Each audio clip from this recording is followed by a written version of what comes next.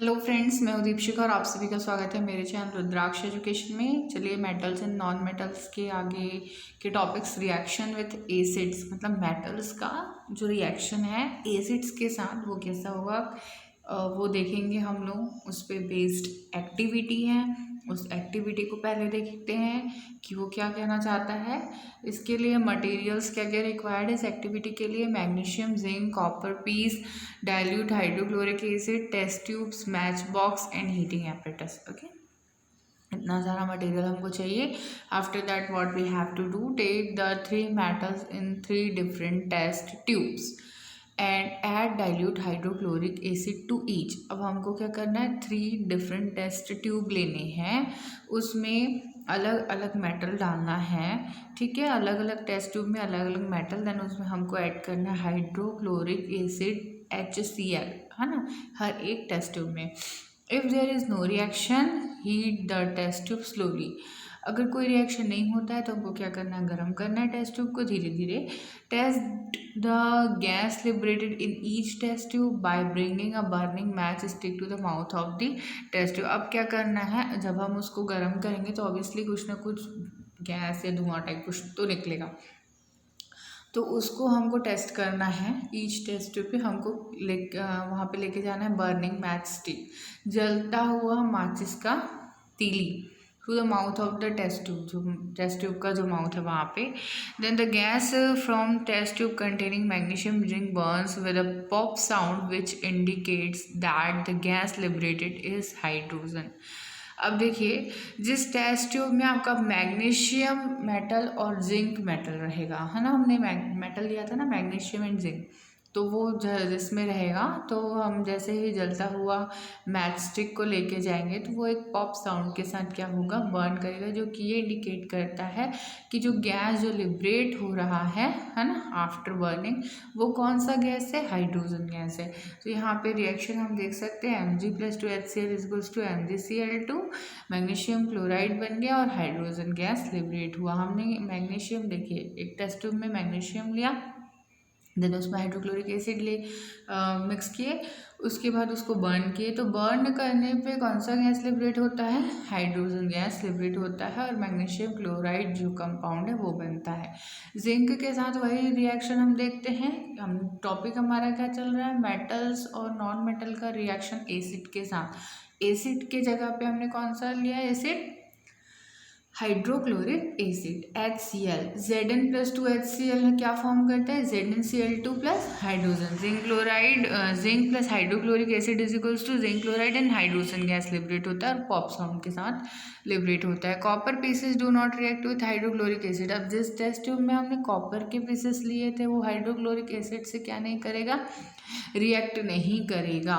It reacts with sulphuric acid and nitric acid. Copper का piece किससे किससे react करेगा, सल्फ्यूरिक एसिड और नाइट्रिक एसिड से।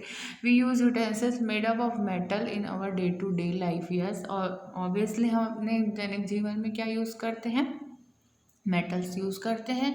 Okay, when fruit products like pickles, curds, sour fruits which have acid in them are kept in these utensils, and the acid in these food items react with the metal and produce some poisonous substances। जब हम, मतलब जो भी आपका जो utensils है वो अगर जिंक का या मैग्नीशियम या कॉपर का बना हुआ है, तो अगर हम उसमें अचार रख देते हैं, ठीक है, पिकल्स या दही, कर्ड, ओके, या फिर कोई खट्टे फ्रूट्स, है ना, खट्टे कड़वे जो भी फ्रूट्स अगर हम उस बर्तन में रख देते हैं, तो उसमें जो एसिड है उस यूटेंसिल से क्या कर लेता है, रिएक्शन कर लेता है।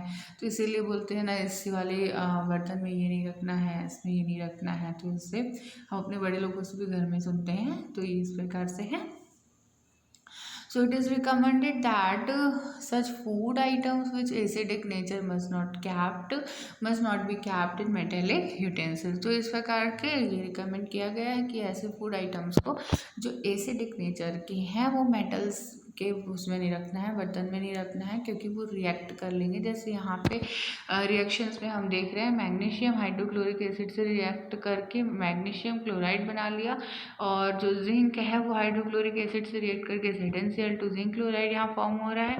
कॉपर रिएक्ट करता है लेकिन हाइड्रोक्लोरिक एसिड से नहीं, किससे करता है, सल्फ्यूरिक एसिड और नाइट्रिक एसिड से।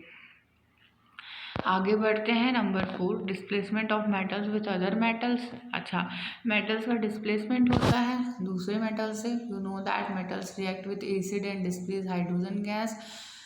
Late us see can metals displace other metals from their solution. Metal, एक मेटल दूसरे मेटल को क्या डिस्प्लेस कर सकता है उसके ही खुद के सॉल्यूशन से। तो उसके लिए फिर से एक एक्टिविटी हमको करना है। इस एक्टिविटी में क्या क्या चाहिए हमको? बीकर चाहिए, 5 टेस्ट ट्यूब चाहिए, टेस्ट ट्यूब स्टेंट चाहिए, then water, copper sulphate, iron pieces, zinc pieces, magnesium wire, aluminium, seal of the injection bottle और कॉपर वायर। इतने सारा हमको क्या चाहिए, जो भी मटेरियल है इस एक्टिविटी के लिए रिक्वायर्ड। टेक अप करना क्या है? Take 50 ml of water in 100 ml beaker. एक 100 ml के बीकर में मतलब उसको आधा भरना है 50 ml पानी से। उसको हमने क्या कर दिया, वाटर ले लिया उसमें। Add 5 gram of copper sulphate in it and dissolve it. उसके बाद 5 ग्राम जो है कॉपर सल्फेट का ऐड करना है 50 ml वाटर में जो हमने पहले लिया हुआ है। pour a clear solution of it in equal amount into the 5 test tube and keep them in the test tube stand. अब हम जो 50 ml वाटर लिया था एक 100 ml के बीकर में, उसमें क्या मिला लिया? 5 ग्राम कॉपर सल्फेट मिला लिया। 5 ग्राम कॉपर सल्फेट मिलाने के बाद हमको वो जो 50 ml जो वाटर है उसको 10 ml करके 5 टेस्ट ट्यूब में हमको लेना है। उसको 5 अलग अलग उसके हिस्से करने हैं, है ना, हम ऐसा कह सकते हैं। पोर क्लियर, फिर ये हो गया। Now add iron piece, zinc piece, magnesium wire, aluminium piece and copper wire into the different test. और पांचों में अलग अलग हमको क्या डालना है? पहले वाले में आयरन पीस, सेकंड में जिंक पीस, थर्ड में मैग्नीशियम वायर, फोर्थ में एल्युमिनियम पीस एंड फिफ्थ में कॉपर वायर। ये पांचों टेस्ट ट्यूब में जिसमें हमने वाटर के साथ कॉपर सल्फेट लिया हुआ है मिक्स करके, उसमें हमको ये 5 आइटम अलग अलग मिक्स करना है, ओके, लेना है। उसके बाद let the test tube stand without any disturbance for some time. अब टेस्ट ट्यूब स्टैंड में हमने रख दिया सारे टेस्ट ट्यूब को और उसके बाद उसको क्या है, छोड़ देना है। छोड़ देना है इट मीन्स 5 सम टाइम, कुछ देर के लिए उसको हमको डिस्टर्ब नहीं करना है। क्या नहीं करना है? डिस्टर्ब नहीं करना है। किसको डिस्टर्ब नहीं करना है? टेस्ट ट्यूब को। ड्रॉ दी ऑब्जर्वेशन टेबल, फिर ऑब्जर्वेशन टेबल हमको बनाना है। अच्छा, वो तो ठीक है। In this experiment you find that there is no change in the 5th test tube but in the other 4 test tube the metal displaces the copper from the solution and takes the place of copper. अच्छा, इस experiment में हमको क्या, ऐसा करने के बाद हमको क्या मिलेगा कि नो चेंज, कोई भी चेंज नहीं होगा 5th टेस्ट ट्यूब में। 5th टेस्ट ट्यूब में क्या था? कॉपर, है ना। 5th टेस्ट ट्यूब में कोई भी चेंज नहीं होगा but in the other 4 test tube, देखिए जो 4 टेस्ट ट्यूब थे, है ना, ओके, 4 टेस्ट ट्यूब में 4 test tube the metal displaces copper from solution and takes the place of copper. उसने कॉपर सल्फेट से कॉपर को डिस्प्लेस कर लिया है और कॉपर का जगह ले लिया है। और लास्ट में तो खुद कॉपर ही था ना, कॉपर सल्फेट में खुद कॉपर ही है तो वो कैसे डिस्प्लेस करेगा। लेकिन बाकी सारे जो 4 जो पहले थे जिसमें क्या क्या हमने लिया था, क्या क्या आइटम्स थे, आयरन पीस था, आयरन पीस फर्स्ट में, सेकंड में जिंक पीस, थर्ड में मैग्नीशियम वायर, फोर्थ में एल्यूमिनियम पीस। अब वो जो ये जो है ना, हमने इसको कॉपर सल्फेट वाले सॉल्यूशन में ऐड किया था, तो इन्होंने क्या किया, कॉपर का प्लेस ले लिया। और आगे देखते क्या हुआ। On the basis of this, we can say that iron, zinc, magnesium, aluminum are more reactive than copper. यहाँ से कंक्लूजन ये निकलता है कि जो on the basis of this, इसके बेसिस पे हम कह सकते हैं कि आयरन, जिंक, मैग्नीशियम और एल्यूमिनियम जो पहले शुरू के 4 टेस्ट ट्यूब में हमने लिए थे वो ज़्यादा रिएक्टिव है। किससे ज़्यादा रिएक्टिव है? कॉपर से।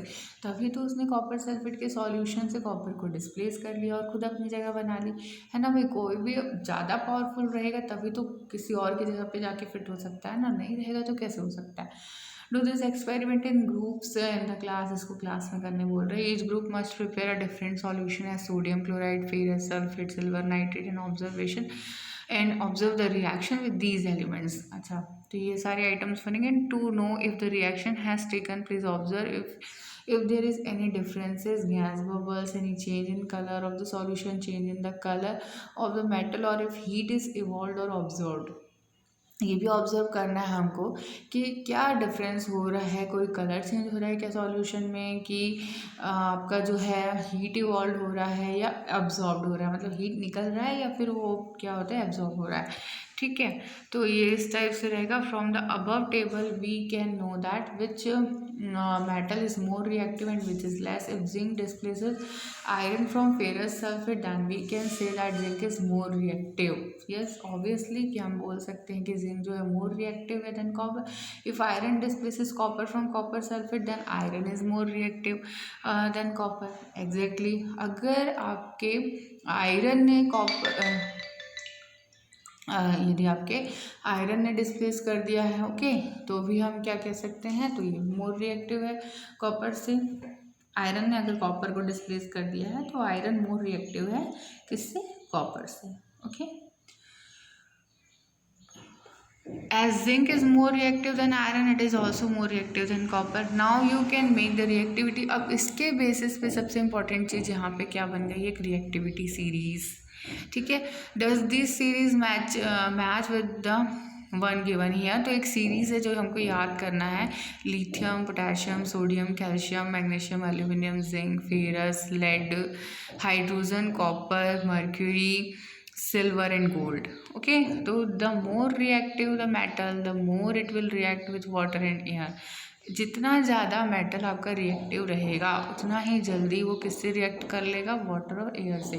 Sodium is so reactive that it has to be capped in kerosene to keep it safe from air and water. On the other hand gold which is almost inactive as it does not react with water and air and not even react with acids. अब यहाँ पे देखिए कि जो potassium है, sorry जो sodium है वो बहुत ज़्यादा रिएक्टिव होता है, इसीलिए उसको कैरोसिन में रखते हैं। कंपैरेटिवली जो गोल्ड है वो एयर और वाटर से रिएक्ट नहीं करता, दैट्स वाई उसके क्या बनते हैं, ऑर्नामेंट्स बनते हैं। तो इस प्रकार से हमने ये देखा कि मेटल्स का रिएक्शन क्या है, कैसा है। तो ये वीडियो हम यहीं पे एंड करते हैं। अगर आप लोग को ये वीडियो पसंद आया तो लाइक शेयर एंड सब्सक्राइब जरूर करें। Thank you for watching, thank you once again.